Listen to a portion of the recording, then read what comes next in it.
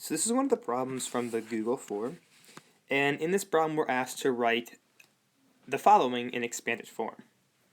A couple key things to note before we write this in expanded form. We have this 2, which is our coefficient. We have this base m, which is, once again, our base, and we have this exponent of 4.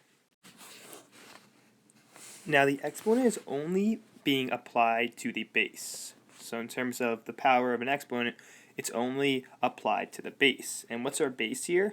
Our base here is m. So we're only raising m to the 4th power. We're not raising the coefficient of 2 to the 4th power. We're just raising our base, which is m to the 4th power. Another way you can kind of read this is, we're kind of seeing this like as 2 times m to the 4th power. So once again, we're not raising that coefficient of 2 to the 4th power. So in expanded form, this would look like 2 times m times m times m times m. Once again, just the base is being raised to the 4th power. The exponent is only being applied to the base.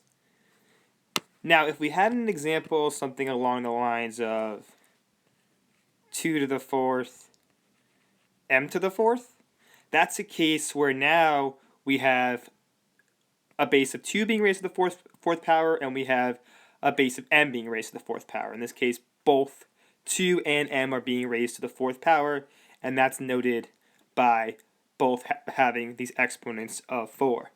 In a case like that, that would be 2 times 2 times 2 times 2 times m times m times m times m.